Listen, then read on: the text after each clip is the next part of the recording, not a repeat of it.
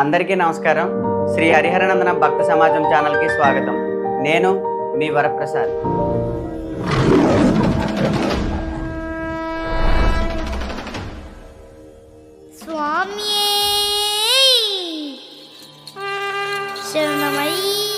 దేశం మొత్తం ఎప్పుడెప్పుడు జరుగుతుందా అని 500 ఏళ్ల నిరీక్షణతో ఎదురు చూస్తున్న ఘట్టం అయోధ్య రామాలయ నిర్మాణం. అత్యంత వైభవోపేతంగా వేద మంత్రాల ఘోషతో, వివిధ రాష్ట్రాల సాంప్రదాయ మంగళధ్వనులతో, ఉరుముల శబ్దాన్ని తలపించే భక్తజన రామనామ స్మరణతో అయోధ్య రామయ్య భవ్యరామ మందిరంలో కొలువు తీరాడు. జనవరి 22న జరిగిన ఈ అద్భుతమైన కార్యక్రమం మిన్నంటిన సంబరాలతో ప్రారంభమైంది. దేశ ప్రముఖులు ఎందరో ఈ రామ భక్తితో తన్మయత్వం పొంది బాలరాముని ముందు మోకరిల్లి నమస్కరించారు. మరి కొందరైతే ఆయా పట్టణాల్లో, గ్రామాల్లో పండగ వాతావరణాన్ని నెలకొల్పి శ్రీరామ రక్ష సర్వజగద్రక్ష అని చాటి చెప్పారు. ఆబాల గోపాలం టీవీలకు అతుక్కొని బాలరామయ్య ప్రాణప్రతిష్ఠ కార్యక్రమాన్ని తిలకించి తరించారు. దేశ ప్రజలందరినీ ఆకర్షించిన ఈ కార్యక్రమాలు ఈ నెల 22న పూర్తయ్యాయి. అయోధ్యలో 23వ తారీఖు రామ్ లల్లా తొలి దర్శనతో ప్రారంభమైంది. అయితే ఇక్కడ కొందరిలో చిన్నపాటి ధర్మ సందేహాలు వ్యక్తమవుతున్నాయి. వీటిలో ముఖ్యంగా రామ మందిరం అంటేనే జానకి వల్లభుడు కదా, సీతాలక్ష్మణ సమేతంగా దర్శనమిస్తాడు కదా, కానీ ఇక్కడ బాలరామయ్యను మాత్రమే ఎందుకు ప్రతిష్ఠించారు? అది కూడా 50 అంగుళాల పొడవు నల్లరాతి విగ్రహం అని మీడియా ద్వారా తెలుస్తుంది.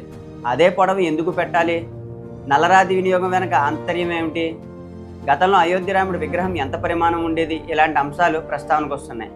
మరి ఆలస్యం చేయకుండా అవేంటో ఈ వీడియోలో తెలుసుకునే ప్రయత్నం చేద్దాం. అలాగే మన ఛానల్ని సబ్స్క్రైబ్ చేయండి, లైక్ చేయండి. ఈ వీడియో నచ్చినట్లయితే మీ మిత్రులతో షేర్ చేయండి.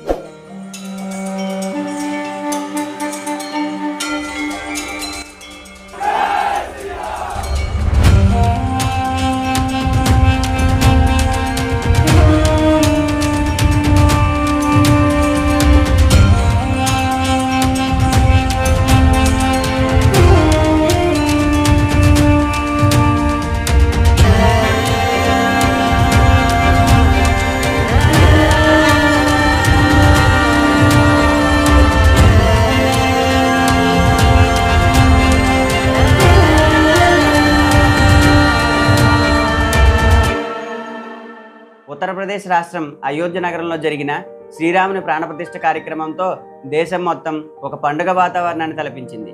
ఇతర రాష్ట్రాల్లో ఏమో కానీ మనకైతే మళ్ళీ సంక్రాంతి వచ్చినట్లయింది.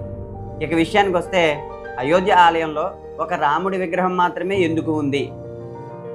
7 మోక్షపురులలో ఒకటైన అయోధ్య శ్రీరాముని జన్మభూమిగా పిలువబడుతుంది. ఆయన బాల్యం అంతా అయోధ్యలోనే గడిచింది. ఆనాటికి రామయ్య జీవితంలో సీతమ్మ అడుగు పెట్టలేదు. రాముడు తన వైవాహిక జీవితం తర్వాత ఎక్కువ శాతం సతీ సమేతంగానే దర్శనమిచ్చేవారు. రాముడు పుట్టిన అయోధ్యలో మాత్రం రామ్ లల్లా పేరుతో ఒక రాముడి విగ్రహం మాత్రమే కనిపిస్తుంది. ఇలా దేశంలో మరెక్కడా లేదు. అయితే ఒక చోట ఇలా కనిపిస్తుంది అంటున్నారు. రాముని వనవాస కాలంలో నాసిక్ ప్రాంతంలో ఉండేవారని రామాయణం ద్వారా తెలుసుకోవచ్చు. ఇక్కడ లక్ష్మణుడు శూర్పణఖ ముక్కు కోయడం వల్ల ఆ ప్రాంతానికి నాసిక్ అని పేరు వచ్చిందట. ఇక్కడ ఉన్న భోన్సాల మిలిటరీ స్కూల్ ప్రాంగణంలో ఒక్క రాముడి విగ్రహం మాత్రమే ఉంటుంది. అది అలా ఎందుకు ఉంటుంది అంటే అక్కడ ఉన్న విద్యార్థులు ఉపయోగించి వదిలేసిన బుల్లెట్ మెటల్తో చేయబడిందట. ఇక్కడ మాత్రం రాముడు ఒక్కడనే చూడవచ్చు. ప్రస్తుతం అయోధ్యలో రాముడి విగ్రహం 5 సంవత్సరాల వయసున్న బాలుడి రూపంలో ఉంటుంది. ఇలా ఎందుకంటే హైందవ సంస్కృతిలో 5 సంవత్సరాల వరకు పిల్లలను దైవస్వరూపంగా భావించాలని చెప్పబడుతుంది. కొన్ని దైవ గ్రంథాల్లో కూడా 5 సంవత్సరాల లోపే దేవపురుషుల బాల్యాన్ని ప్రస్తావించడం జరిగింది. శ్రీరాముడు శ్రీ మహావిష్ణువు 7వ అవతారంగా చెప్తారు. సీతా స్వయంవరంలో శివధనుర్బాణం వినియోగించిన 1-2 సందర్భాలు తప్ప మరెక్కడా ఆయన దైవత్వం చూపించలేదని చిరంజీవుల్లో ఒకరైన కాకభూషుణ్ణి తెలిపారట. కాకి రూపంలో రామాయణ కథను వివరించే గరుత్మంతుడినే కాకభూషుండి అంటారు. సాధారణ మానవుడిగా జీవించి రాముడు నరులలో నరసార్థులుడిగా కీర్తి గడించాడు. అయితే ఇంత అందమైన బాలరాముడి రూపాన్ని నల్లరాతితోనే ఎందుకు చేశారనే విషయానికి వస్తే ఇది పూర్తి శాలిగ్రామ శిలతో చేయబడిన విగ్రహం. ఈ శాలిగ్రామ రాళ్లను సనాతన ధర్మంలో విష్ణు స్వరూపంగా భావిస్తారు. అందుకే వాటికి ఒక ప్రత్యేకమైన స్థానం ఉంటుంది. సాధారణంగా ఈ శిలలు నలుపు రంగు కలిగి మృదువుగా ఉండి గుండ్రని ఆకారంలో ఉంటాయి. ఇవి కేవలం పవిత్ర నదుల గర్భంలోనూ నదీ తీర ప్రాంతాలలోనూ మాత్రమే దొరుకుతాయి. ఇప్పటికే చాలా ప్రఖ్యాత పుణ్యక్షేత్రాల్లో మూల విగ్రహాలకు వీటినే ఉపయోగించడం జరిగింది. వాటి శ్రేష్టతను పరిగణలోకి తీసుకుని ఈ రామ్లల్లా విగ్రహం రూపొందించబడింది. ఈ విగ్రహాన్ని కర్ణాటక ప్రాంతానికి చెందిన అరిన్ యోగిరాజ్ చేశారు. ఇప్పటికే ఆయన గురించి మన ఛానల్లో ఒక సెపరేట్ వీడియో చేయడం జరిగింది. ఈ క్రింది డిస్క్రిప్షన్లో లింక్ పెట్టడం జరిగింది. వీలైతే ఒకసారి ఆ వీడియో కూడా చూడండి. ఇప్పటితో పోల్చుకుంటే పూర్వపు రోజుల్లో మానవుల పరిమాణం కొద్ది పెద్దగా ఉండేదంట. వాటి ప్రకారం చూస్తే 5 సంవత్సరాల పిల్లలు సుమారు 50 అంగుళాల వరకు ఉండేవారు. ప్రస్తుతం అయితే ఆ వయసు పిల్లలు ఇంకా తక్కువ పరిమాణం కలిగి ఉంటున్నారంటున్నారు. భవ్యరాముని విగ్రహం 5 సంవత్సరాల బాలుడు రూపంగా రూపొందించబడింది కాబట్టి ఆ కాలంలో పిల్లలు అలా ఉండేవారన్న భావన కోసం మన రాముడి విగ్రహం 51 అంగుళాల ఎత్తుతో ఏర్పాటు చేయడం జరిగింది. బాబ్రీ మసీదుకు ముందు ఉండే రామాలయంలో అయితే అష్టధాతువులతో చేసిన 9 అంగుళాల రాముడి విగ్రహం ఉండేదట. అష్టధాతువులు అంటే బంగారం, వెండి, రాగి, జింకు, శేషం, తగరం, ఇనుము, పాదరసం ఈ 8 పదార్థాలను కలిపి అష్టధాతువులు అంటారు. వీటిని ఉపయోగించి విగ్రహాలు చేస్తారు. ఇలాంటి విగ్రహమే బాబ్రీ మసీదులో జరిపిన తవ్వకాల్లో బయటపడిందని చెప్తారు. ప్రస్తుతం ఈ అయోధ్య రామ మందిరం 70 ఎకరాల విస్తీర్ణంలో ఏర్పాటు చేసి 3 ఎకరాల ప్రధాన ఆలయం నిర్మింపబడింది. ఈ ఆలయానికి సుమారు 1800 కోట్ల వరకు ఖర్చు అయిందని ఆలయ నిర్మాణ కమిటీ కొన్ని నివేదికల ద్వారా తెలిపింది. అయితే ఇక్కడ కొంతమంది ప్రజల డబ్బుతో ఆలయాలు నిర్మించడం ఏంటని సెటైర్లు వినిపిస్తున్నాయి.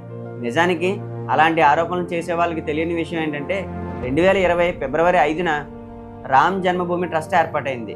ఈ ట్రస్ట్కి ఇప్పటి వరకు 3500 కోట్లు భక్తుల నుంచి విరాళంగా వచ్చాయట. ఆలయ నిర్మాణానికి పెట్టిన ఖర్చు మొత్తం తీసేస్తే ఇంకా సగం డబ్బులు మిగిలే ఉన్నాయి. వీటిని భవిష్యత్తులో ఆలయ నిర్వహణకు వినియోగిస్తారని కొందరు అభిప్రాయపడుతున్నారు. ఇవి చూస్తే ఎలాంటి ప్రభుత్వ నిధులకి నిర్మాణానికి ఉపయోగించలేదని స్పష్టమవుతుంది. నిర్మాణ రంగ దిగ్గజాలలో ఒకటైన L&T సంస్థ ఆధ్వర్యంలో భారతీయ శిల్పకళా సంస్కృతి కనిపించేలా అందంగా ఈ రామ మందిరాన్ని తీర్చిదిద్దారు. టెక్నికల్గా కూడా అన్ని సదుపాయాలు కల్పిస్తూ waste water and drinking water purifying, fire safety, individual power ప్లాంట్లు ఏర్పాటు చేశారు.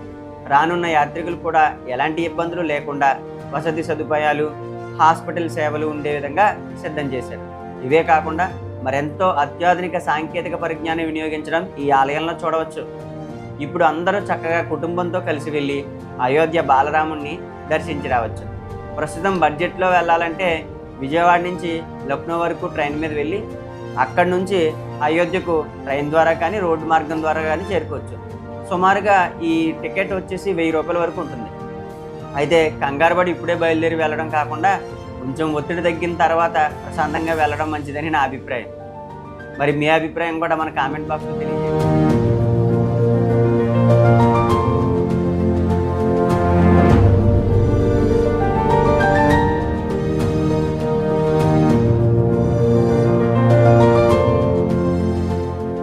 మరి ఈ వీడియో మీకు నచ్చినట్లయితే లైక్ చేయండి, మీ మిత్రులతో షేర్ చేయండి, సబ్స్క్రైబ్ చేయడం మాత్రం మర్చిపోకండి. శ్రీరామ రక్ష సర్వజగద్రక్ష.